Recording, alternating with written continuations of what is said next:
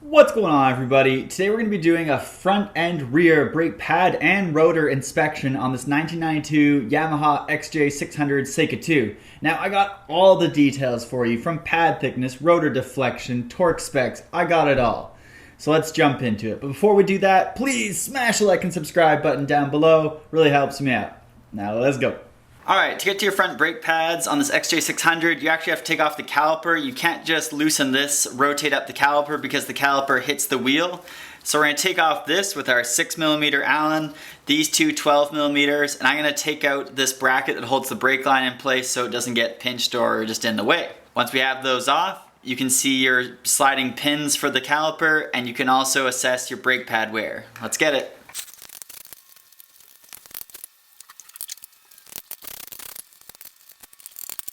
So these are the front pads off the XJ. At a maximum, the pad will be 6.2 millimeters in thickness.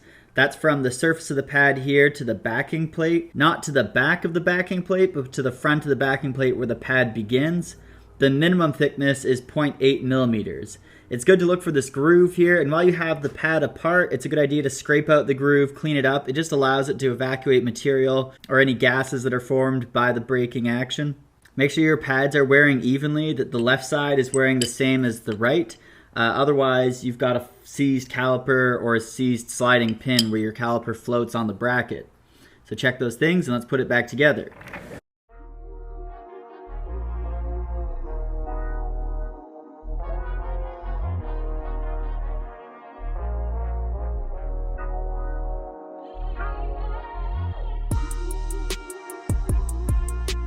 The torque specs for the front wheels are as follows. It's 25 foot-pounds for these two bolts here that bolt the caliper to the fork. It's 17 foot-pounds for this retaining bolt down here.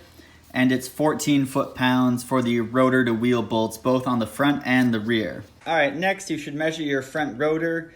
The spec should be 6 millimeters if it's brand new, and the minimum is 5.5. I've measured mine and found out that it's 5.45, so it's just below the minimum. That's not good. You could also see in the coloration here, there's a little bit of bluing happening in the middle of the rotor. I think this is because the previous owner rode this bike with a stuck front caliper and it put a ton of heat into the rotor. And really any signs like this, the rotor should be replaced given its minimum thickness and also the discoloration happening here. To get the rear caliper off, to inspect the pads, you need a 12mm to loosen off this bolt here and this bolt here. We're going to do that now. Take it off, look at the pads, and put it back together.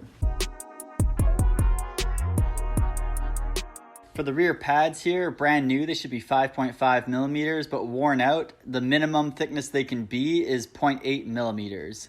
All right, so you want to measure your rear rotor the same with a micrometer as you did with the front rotor. Now here's where it gets a bit dicey. In the manual, it says that this should be a 6mm rotor with a minimum of 5.5 millimeters, but I've measured this and it's at 4.67, and the edge of the rotor where there's no wear measures 4.87. So it only has slight wear if you consider the edge of the rotor to be brand new. I suspect this is actually a 5mm rotor, which means that it shouldn't be any less than 4.5 because most rotors have a limit of a 0.5 millimeter of wear. So something to keep in mind. The manual says 6 mil, minimum 5.5, but in my experience, that's not the case. It's a 5 mil rotor with a 4.5 minimum. The torque spec for the caliper to bracket bolts on the rear here are 25 foot-pounds for this one here, and this one up here. The banjo bolt is also torqued to 22 foot-pounds. All right, that's a wrap on the front and rear brake pad and rotor inspection on this 1992 XJ600 Seika 2. Thanks for watching, everybody. If this video helped you out, please smash the like and subscribe button. You know we got more videos coming on the XJ coming soon. If you had any problems with this service, or if you have any questions about the job, drop them in a comment down below. I do my best to answer all the questions. And as always, have a good day.